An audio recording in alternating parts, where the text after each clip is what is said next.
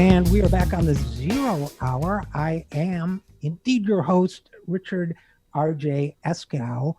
A question I've actually wrestled with kind of in the back of my mind for a long time is how we define what smart people are, wise people are, and how we should get ahead in this society of ours. My next guest has written what I consider an extremely interesting book on this topic that should hopefully start more discussion on this very subject. Fredrik deBoer is his name. He is a writer and an academic. He has a PhD. As a writer, he's been published in all sorts of distinguished places. He is also known as Freddie deBoer online and elsewhere. His new book is entitled, let me get this exactly right, The Cult of Smart, subtitle, How Our Broken Education System Perpetuates Social Injustice. So first of all, Freddie deBoer, thanks for coming on the program. Oh, thanks so much for having me. It's a pleasure. And rather than me summarizing your book in one or two sentences for you, if you don't mind just giving us the highlight. Sure. So the basic argument of the book is that we have, to a degree that was not even true before, started to view intelligence and academic ability, academic success as the sole criterion for which we judge human beings. That the lens of smart is the lens through which we tend most often to look to see who's a worthwhile human being and who's going to be somebody who's going to enjoy a lot of the fruits of modern society. I think that this is fundamentally a reaction to political and economic realities, which is that in the 20th century, the last few decades of the 20th century, the job market for people without an education collapsed. Whereas once upon a time, you had the sort of fabled factory at the edge of town job, it feels like manufacturing, where someone could go to a workplace, be in a union, and without a college degree could earn enough to own their own home, put kids through college, own a car, etc. That job market largely collapsed. And there's not a lot of debate that happened. And so my read of the situation is that part of the reason why we have come to view intelligence as this the bright shining star of who you are as a human is because education has become so outsized in its importance within our economy. And what the policy apparatus has decided to do is they've said, well, we've got a situation where only people who go to college have real sort of security in being able to secure the good life. So let's send everybody to college. I think that this fails for two reasons. The first is that if you give everybody a college degree, the value of a college degree collapses. In other words, a big part of the reason why a college degree is valuable on the job market is that only about a third of American adults have one. Once you distribute any kind of a distinguishing characteristic and you give it to everybody, well, that characteristic ceases to have monetary value. It ceases to have market value. You can't use that as leverage anymore to raise your wages because you're competing with everybody else. Right. Your competition pool is the entire pool of workers. The second reason it's not going to work is because different people have different levels of intrinsic academic talent, that some people are more talented academically than others, and that attempting to shoehorn everybody into college is going to result either in a ton of dropouts, a lot of people taking classes that they don't need to, a lot of people attending who feel like they are not made out for college, or you have a loosening of standards to such a degree that the degree no matter has any meaning.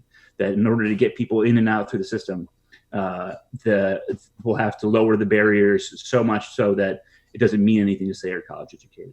So that's my kind of long-winded summary. So it's an elevator pitch, but for a long elevator ride. So that's right. I'll take it. Now, one of the things that I've written about from time to time, and perhaps you have as well, is it's been bipartisan sort of orthodoxy in our political system for a long time to say we need to educate workers so they can compete for the jobs of the future.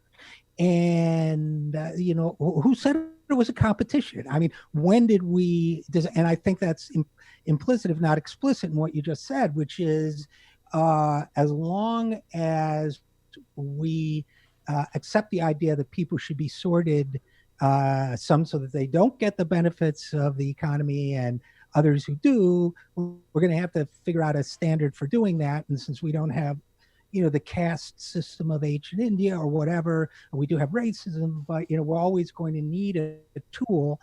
And we've chosen at this point in history, higher education as that sorting tool, rather than questioning the concept of needing to sort it all. Is that a fair reflection of your views? It is, and to me, it reflects a fundamental contradiction, a paradox within how we talk about education, which is that education is simultaneously sold as the vehicle for equality, and you can go back through every president up to Reagan, not including Trump, but all the presidents back to Reagan, you can find them talking about education as being a great equalizer.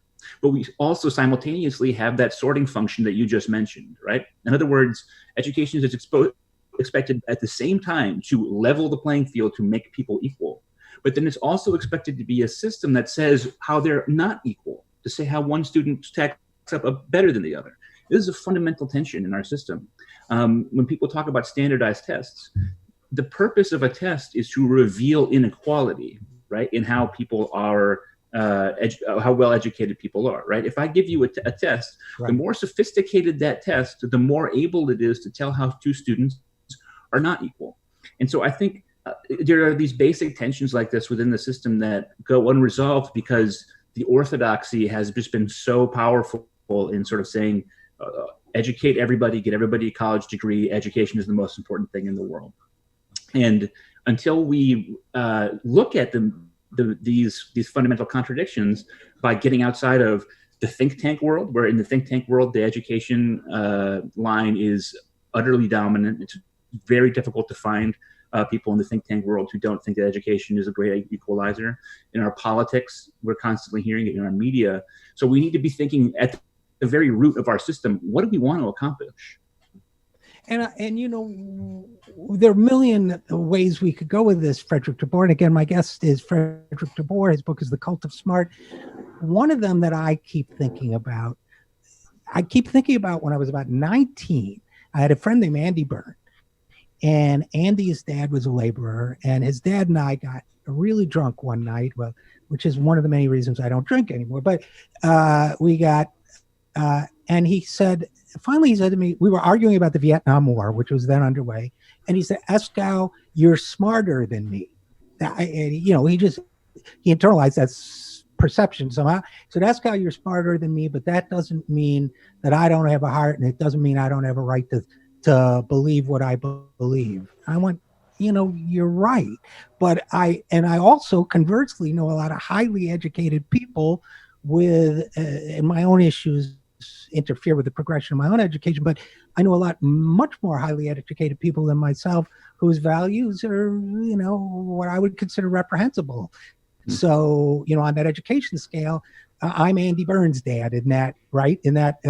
So I guess one of the implicit things in your argument is, haven't we taken one human skill, which is a form of cognition that adapts you for our education system, maybe various forms of cognition, but and haven't we given that an almost the qualities of a priestly class, almost as if you're really good at school, you should tell us what's right and wrong. You should define our morality. You should make the decisions about our health and our survival. Does that question make sense to you? Could you rephrase it a little bit? And what I'm really saying is that I think our society has taken educational attainment and used it as a marker, not just for whether you should have a good job or survive in the economy, but really whether you should be placed on a higher level than other human beings and make decisions on their behalf. And I'm not sure that is how we should run a society. I think one of the depressing things is that the farther that you go in your education, the more and more you walk away from any other kind of values as being seen as worth being instilled. So a kindergarten student is taught creativity and artistic ability and kindness and basic socializing skills to go along with the rudiments of mathematics, for example. As you get older and as you move through the system, you're working at a higher and higher level of abstraction, and you're walking farther and farther away from the cultivation of these other skills. The thing is I think what you're saying is right, and but again, it's so baked into the cake of America's perception of value that people don't realize they're doing it. So I've told this story before; it's in the book, but I really do think it's indicative of something. So when I was getting my PhD, I was at a cookout, and there was lots of people there I didn't know, including a family that was from China. Dad was getting his PhD, and the mother was bragging about her older son. So the older son was there, and she was bragging to some of the other people at the party about how he was, tops in everything in school, and how he was in a junior robotics club and whatever. And then her younger son ran by making funny noises, and she looked at him and she said, "He's maybe not so smart." Now I immediately clenched up, and I could see other people at the party were startled by this. You don't say that about your own child, right? You don't say, "Oh, my child's not smart." But it seemed clear from the way she was talking that she saw intelligence as something worth celebrating in the son, the older son, but didn't see it as the only value that was worth celebrating. If she had said, "He'll never be a great artist," I wouldn't have cared. If she had said, "He doesn't have an ear for music," it wouldn't have bothered me. If she had said, "He'll never be a great athlete," I wouldn't have noticed. But it's because of the power of smart that I immediately clenched up. It's the power of smart as this totalizing value of human life that is really baked into the cake. And again, we're talking with author Fredrik deBoer about his book, The Cult of Smart. And of course, a lot of that has to do with the definition of smart, right? I mean, she could have said, well, he's not that smart, but he has a great sense of people. He empathizes with people. He understands what they're going through. I mean, that's a form of intelligence, I guess, but it's not what we define as smart, which is, well, first of all, how do you say, what's your definition of our social definition of smart, if you don't mind my putting it that way? So I'll first say that I think that the general definition is economically motivated before it's anything else. In other words, I think that we derive our sense of what intelligence is via what is important to the captains of industry today, with the skills that they're looking for. So, coding, for example, requires a certain level of abstract mathematical reasoning ability that is not distributed equally. And right now, learn to code is like this amazing shibboleth in our system that everybody wants to chase. I think that intelligence is profoundly multivariate. I don't think that there's a one definition, and I don't just assume that the way that I look at it is correct. I do think that it is the case that there are durable mental and cognitive skills that people apply throughout their life, which are persistent and which are related to their ability to succeed in school. One of the things that I'm trying to, a point that I'm trying to make widely with this book is we have a vision of school as a place where kids move around all the time in the hierarchy. But the reality is to a remarkable degree, at a very early age, students sort themselves into a given ability band and stay there for the rest of their life. So pre-K or kindergarten indicators, we have some that we can use that reliably tell us how well that student is going to do in third grade. Third grade metrics tell us whether that kid is ever going to graduate from high school. High school metrics tell us how well they'll do in college, and college metrics tell us how well they'll do in grad school. In other words, contrary to our sort of general thinking of students of having a lot of educational mobility, most people just sort of find their part in the hierarchy very early on and stay there. And that tends to be durable, even though they're changing teachers throughout the course of their life.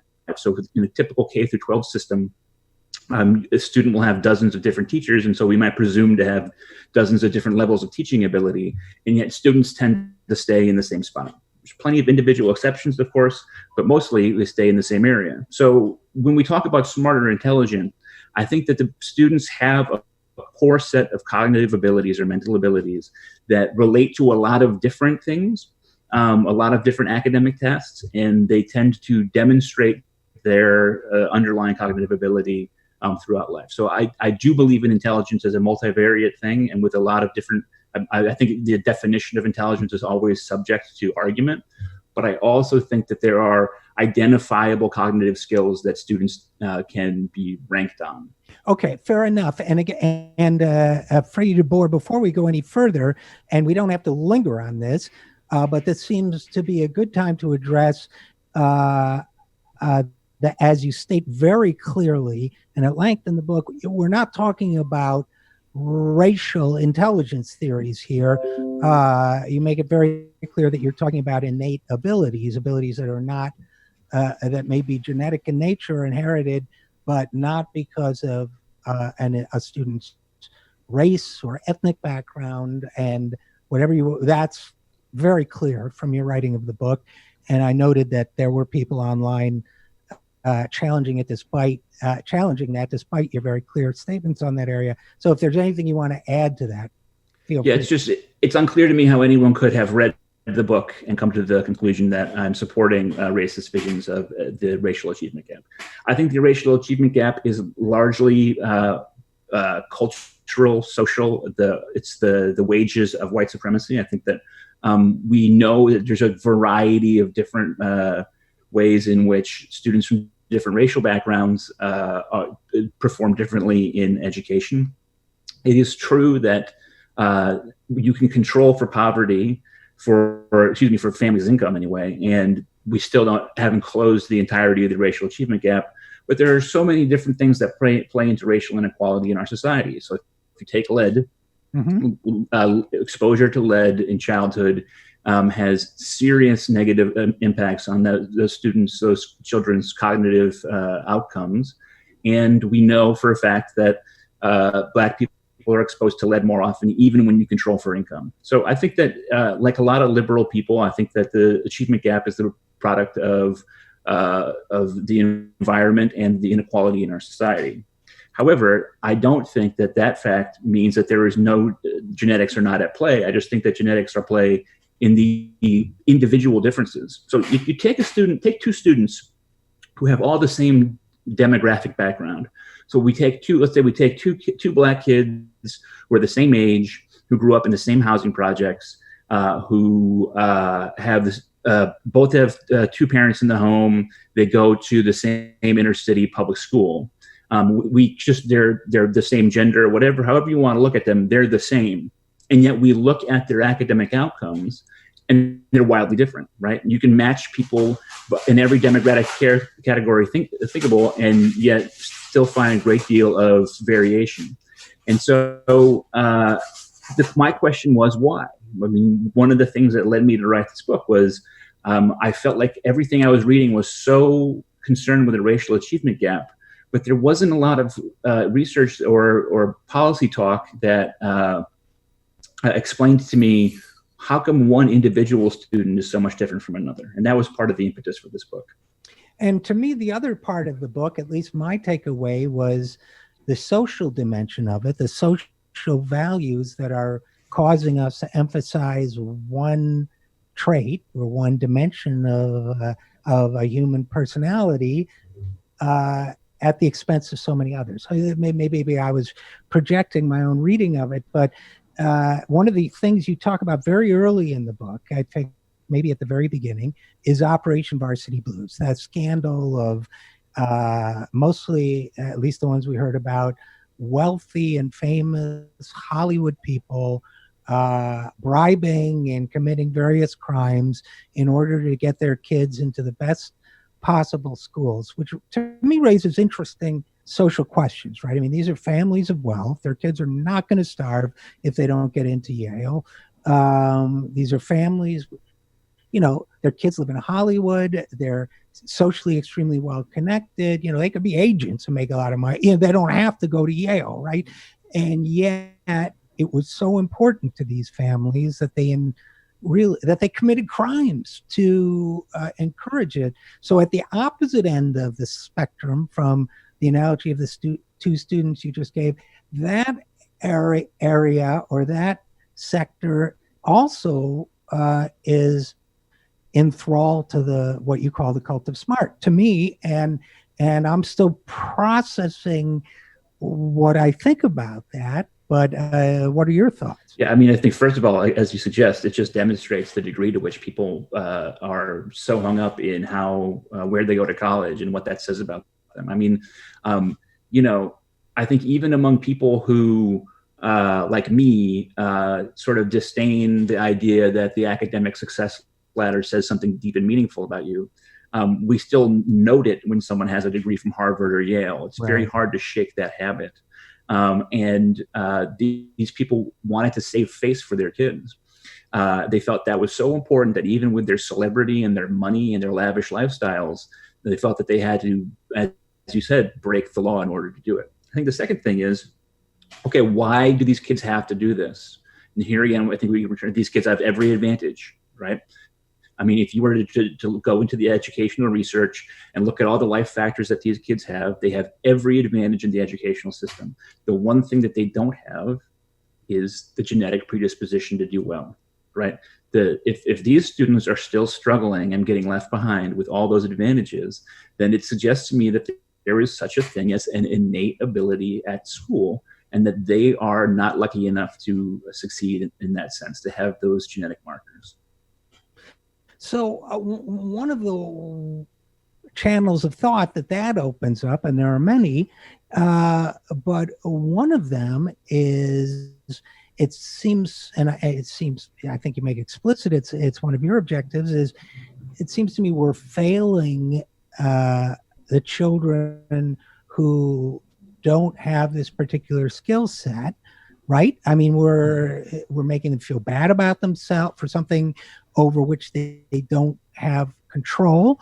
We're not offering them meaningful avenues for personal or professional development the way we could be. I feel as if we're giving, since, Garrison Keillor notwithstanding, most people are not above average in any area, much less this one. We're leaving most people behind, or not treating them fairly, right? Yeah, I mean, as you suggested with the Lake Wobegon reference, look, one half of the data set is going to fall below the mean, right? Like, we know that there's always going to be people who perform poorly. And so when we say, I'm going to make it be so that so many of the outcomes of your life, I mean, literally your ability to live a comfortable life and to have social mobility is going to be dependent upon what happens to you between the ages of 5 and 18 or 5 and 22, that we're going to make this so important. And yet we know that there's going to be a normal distribution of academic outcomes, and that most students are not going to be extraordinary by the very definition of what it means to be ordinary. Right. And so you'd think we would want to build a society in which everyone is comfortable, whether they're extraordinary in this along this axis or not. You talk in the book about something called moral luck. What's moral luck? Moral luck is associated with basically to what outcome, to sort of what degree you are in charge of your own outcomes, to what degree you can be said to be to either carry the praise or the blame for where you end up in life. Traditionally speaking, conservatives have said, that there's the image of the self-made man, and that anyone can succeed if they're hardworking, and that we should build a society that rewards people who do well and not look too closely at why they did well. On the other side of the spectrum, leftists such as myself have tended to say that so many things impact how well we do in school, and from school how well we do in the economy, and so we should minimize to a healthy degree anyway. We should reduce the reward for succeeding wildly, because we know there's all sorts of risk and chance and probability mixed in with life success, and simultaneously raise the floor so that the worst you can do is still a lifestyle that can bring you at least basic material security and comfort.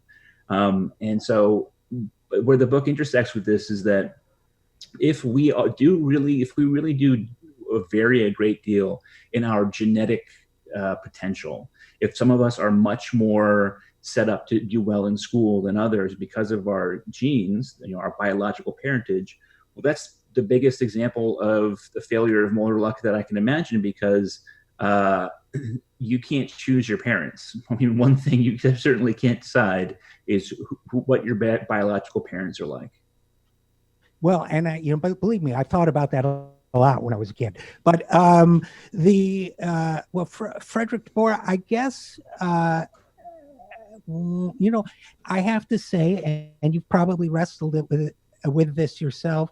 I guess I've been so programmed by our society's views, so deeply emotionally programmed by them, that there's a part of me that feels uncomfortable saying, well, some kids are genetically predisposed to be better at school than others. I mean, I've been so inculcated with what is, an inhumane thing. If you're not if you're not succeeding along this one personal axis, it's your fault and you deserve whatever you get, which is the way things are now. But there is a part of me that still rejects or bristles a little bit at the idea that, that guy who's not, or woman, or who's not doing well in school, it's just, maybe it's genetic. Did you wrestle with that yourself? Yeah, I know exactly where you're coming from.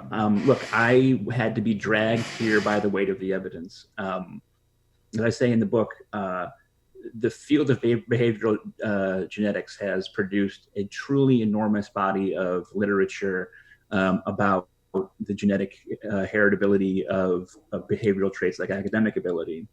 And they replicate each other, which is often not true in the human sciences.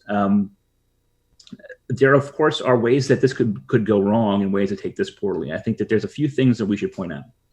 The first is that we don't need to worry about designer babies yet, because we really still don't have a clue at how the individual combinations of genes work together to produce a smart human being. So in other words, nobody is within a country mile of being able to go into a lab and produce a genius baby. We know there's a genetic association with academic ability, but we don't know how to program the genes in such a way as to get that outcome. So we don't have to worry about designer babies quite yet. I am certainly not in favor of any kind of, if we learned more and we had the ability to do this, we don't, but if we learned more and had the ability to do it, I would certainly not be in favor of any kind of, genetic testing early in life to be able to say, oh, this student is going to be is not going to do well at school, so let's shunt them off to a different track, and we don't need to worry about that one that much. I would certainly be opposed to something like that. But I also think, these concerns about that this is meddling in eugenics or something. If you believe that the story that behavioral geneticists are telling us is true, if you think the science is correct, then we got to start grappling with this thing. I mean, one of the reasons I wrote the book is because while there's very many progressive people, liberal people, who are actually doing the behavioral genetic research, the people who talk about behavioral genetics online tend to be racists and they tend to be arch conservatives. And so my point is, look, we're only going to get more sophisticated with this genetic testing. Our information, the knowledge about the relationship between genes and doing well in school is only going to grow. So we better get on the ball here and start to develop a left-wing dialogue about this. We need to come up with our talking points. We need to figure out what we believe as leftists, because if we don't, we're just ceding the field to the racists. And I think that in the long run, that could be disastrous. So I guess my last question for you would be, the book's out, or it's just coming out now, and it's getting, I assume more and more people are reading it and hearing about it. How's the response been, and has anything in the response surprised you? Well, so far, most of what I've heard has been fairly positive. Not only prior to the book's publication, but prior to, as you alluded to, prior to even to the composition of the book, before I wrote it, there are people who were calling it a racist text based simply on its appearance in the Publishers Weekly or whatever that I had signed the deal. So that's frustrating. And I have put out numerous excerpts from the book onto my blog to be able to show people what I do and don't say about the racial achievement gap. But I think that there are a lot of people who feel passionately and agree with me on the idea that we are going in the wrong direction to more and more and more highlight and emphasize academic success as the only arbiter of here to good person. I think there's fewer people that are coming along for the ride when it comes to the genetics. And I think, as you suggested, I think there's always going to be people who are just deeply uncomfortable with genetics of human behavior. And I don't blame them. But as I said before, I think that we got to figure out our line on this so that we can take back the field from the racists. And I think the primary, the overriding impulse behind the book to me is egalitarianism. And I'm a big supporter of egalitarianism in all forms. So again, the book is The Cult of Smart. I don't have, maybe I can call up the subtitle, How Our Broken Education System Perpetuates Social Injustice. Fredrik deBoer, thanks so much for coming on the program. And I hope more people will enter this discussion as the result of your book. Thanks so much for having me. I appreciate it. Pleasure. And we'll be right back after this. I am Richard RJ Eskow, and this is The Zero Hour.